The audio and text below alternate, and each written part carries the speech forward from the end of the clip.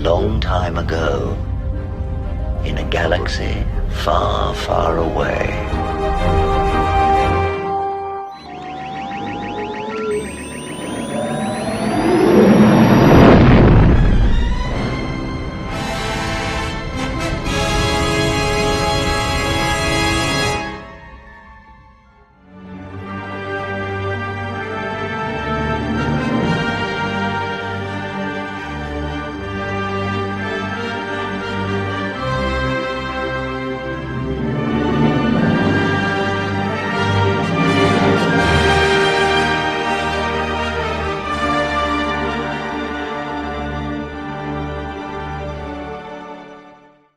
The lessons we learned watching Top Gun is that a fighter pilot can't be a cowboy. They can't just go off and do what they want. And there's a difference between being aggressive and reckless. At the end of Top Gun 1, Maverick and Iceman come together as wingman and lead pilot wingman. In Maverick Top Gun, Hangman and Rooster discover that one discovers he can't be overly aggressive, and the other has to learn to trust the cowboy. And we know that Hangman was basically the younger version of Pete Mitchell, aka Maverick, aka Tom Cruise, and Hangman's played by the beautiful Glenn Powell. I think he's quite the handsome gent. Extremely appealing to the eye. Great actor. I look forward to a lot of really good stuff.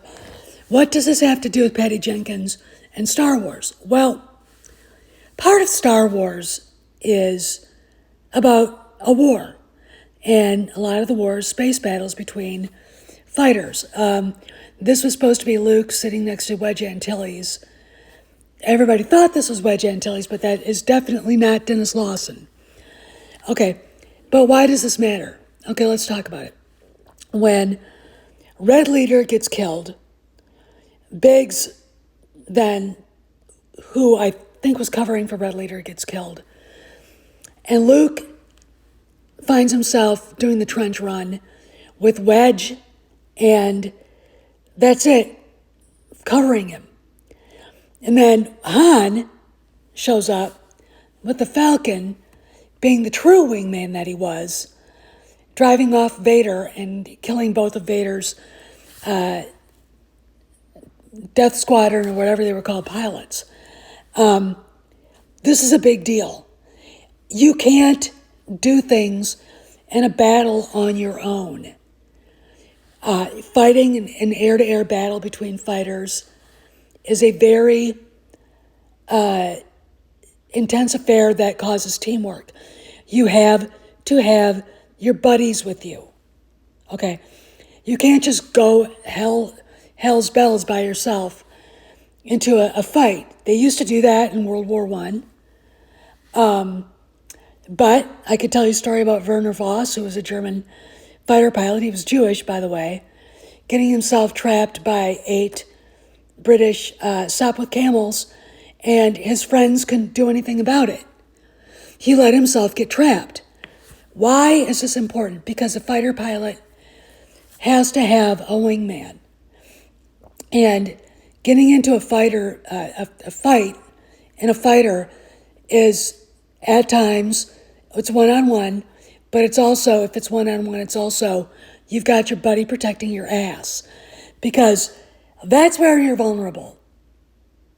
Is the other guy's buddy can come up and blow you away because they might have their wingman.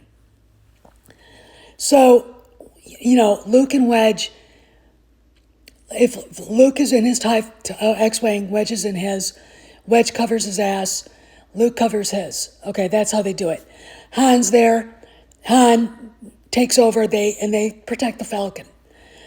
Why am I talking about this concerning Rogue Squadron? If Patty Jenkins is telling the truth, and I'm giving her the benefit of a doubt, then she has to learn to collaborate. Her issues with the writers of Wonder Woman 1984 were profoundly bad. Her input, everything about it, the movie. Now, I haven't seen it. I didn't want to. I didn't feel the need to. I've been told it was a feminist movie. That doesn't matter. It's a collaboration. So if you've got a writer and he's got a good script, you'll have rewrites. But he has to take the lead, especially if you're a good visual and actor's director, but you're not a good writer. You have to set your ego aside.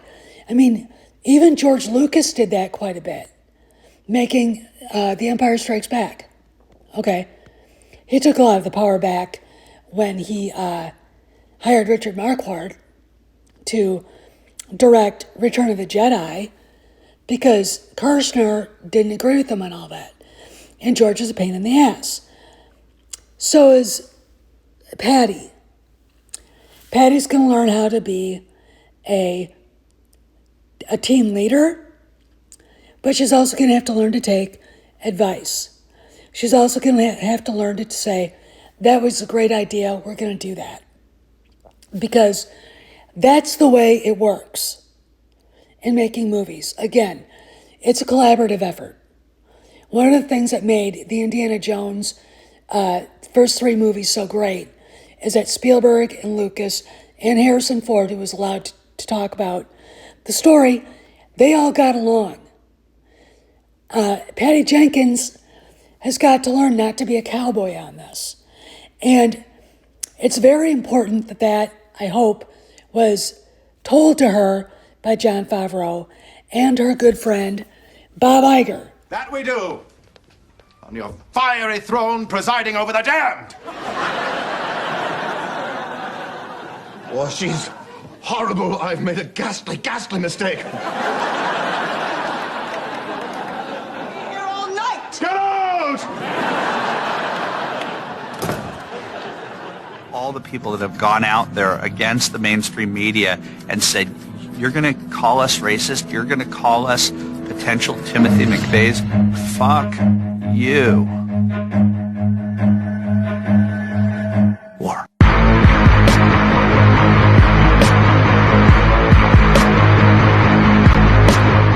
That one just drew a pentagram on the floor and chanted, I summon thee 3 times. So if Bob Iger and Jon Favreau gave Jenkins the go-ahead to talk about Rogue One, and now her talking about this like it's going to happen is not an official, yes, we are making Rogue One. But if they allowed her to leak it, that's interesting, okay? This tells me there's movement at Lucasfilm to right the ship. Rogue One was a movie everybody was kind of looking forward to.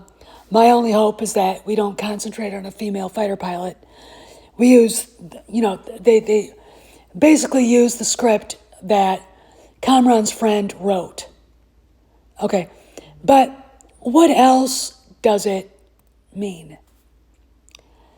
Well, this lady right here, Kathleen Kennedy, it means that she's soon to be out the door. And trust me, I've been getting weird text messages, at least 2. I've got friends who are into cyber security looking into it, and they're getting close to finding out who's doing it, which is a big fucking deal. Okay, and if it's who I think it is, they might get a surprise from the people they work for. That's just the way it works. Anyway, this woman doesn't want input. She's a cowboy. It's her way or the highway, right? She bullied Mark Hamill.